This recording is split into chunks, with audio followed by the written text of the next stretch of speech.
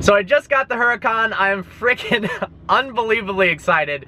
This is about as close to a perfect car as it gets. Of course, I'm gonna make a hate about video. I'm thinking of little things all the time that bug me, no matter how minute, but god damn, is this an incredible vehicle. So I'm gonna show kind of my first reactions experiencing this car. It is a crazy experience for the senses. So I found out some really cool stuff. I'm gonna show you real quick, and then I'm gonna do a launch control, because what better way to start out with my reactions of this car than doing launch control and 0 to 60 in, according to Car and Driver, 2.5 seconds. And after doing it, I believe it. I'm gonna set the car to Corsa mode because, well, why not?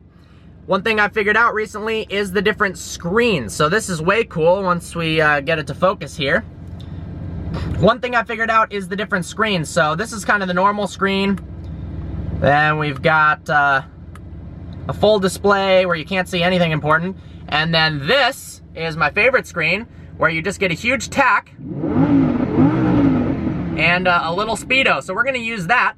Now to activate launch control, we put it in Corsa, turn ESC off, no ESC, and then we're gonna be good to go.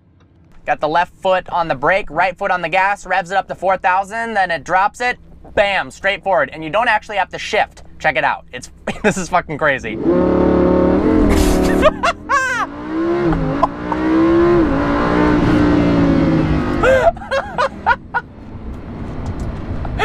Holy shit, this car is so fast. There really aren't too many other vehicles that can launch quite like that. I mean, 0 to 60 times that match that. A Porsche 918 Spider, a Veyron, I'm sure the new Chiron, I guess pretty much all three hypercars, P1, LaFerrari, but holy shit, other than that, unbelievable.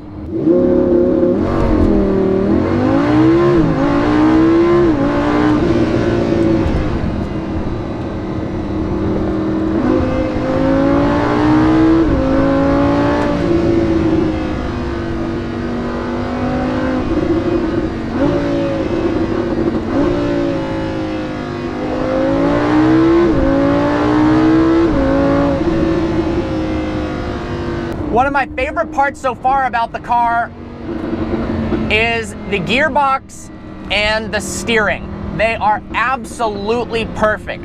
Now, Lamborghini had a single clutch e-gear transmission for the Gallardo, and it was also single clutch for the Aventador as well. The Aventador, they did it for weight savings reasons, and they still got really fast shift times, but the drivability from a daily driving perspective and from a racetrack perspective wasn't quite as good as it could have been with the double clutch. However, it was awesome getting slammed back into the seat from a pure drama perspective. That's what Lamborghini is all about.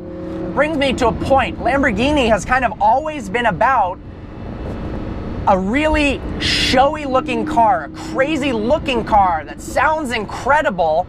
This is from a pure, I'd say, auto journalist standpoint, that they look incredible, they sound incredible, but they don't drive the way their price and looks suggest. Ferrari and McLaren were the driver's cars, and Porsche.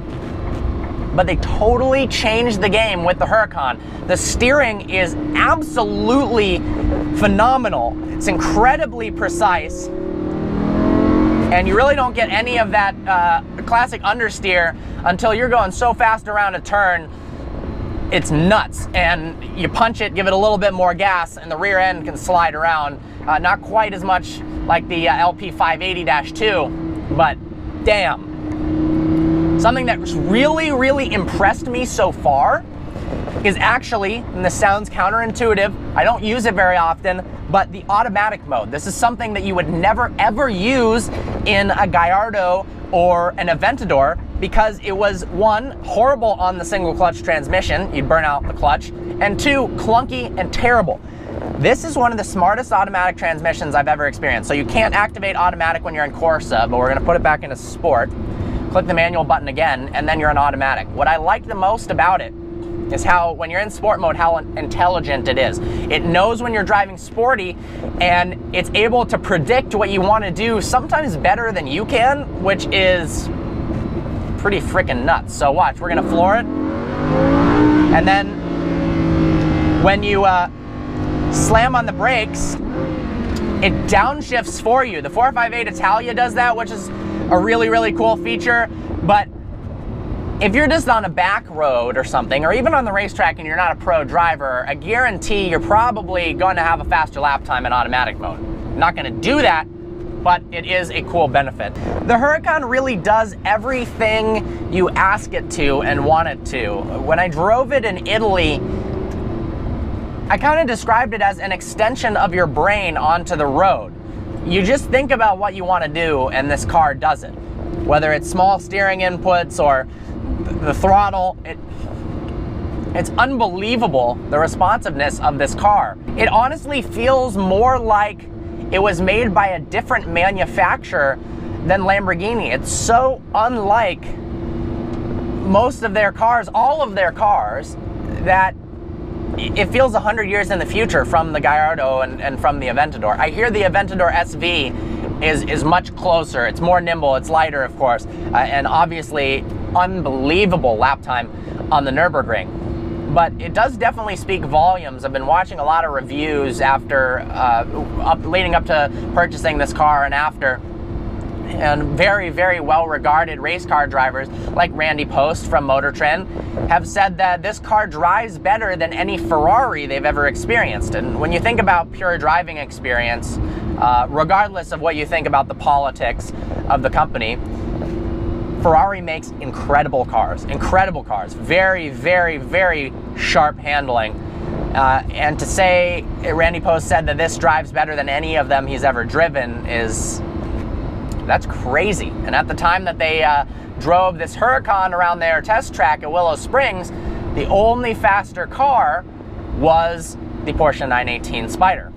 Now, obviously that's a faster car. It's not even in the same league price-wise. Curious how the Centenario compares, or Centenario, however you say it.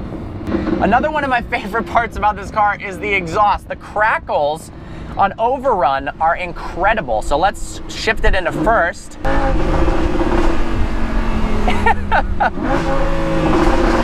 Do you hear that? That is unbelievable. It's almost to the point where it's excessive.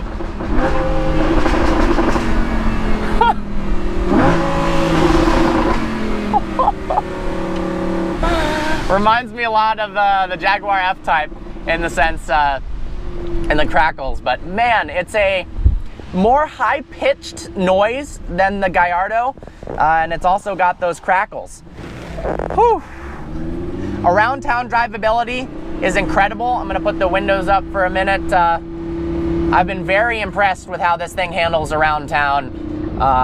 The turning radius, massive, massive improvement from the previous generation car. The grip in this thing is nuts. And just the responsiveness of the transmission for upshifts and downshifts.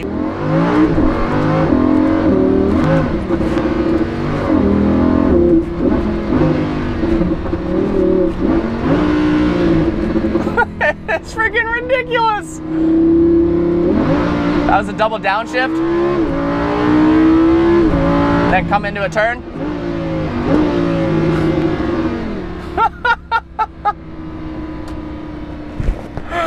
Holy shit. All right, I'm gonna switch the camera to a point of view drive, film some point of view because this car is too cool not to.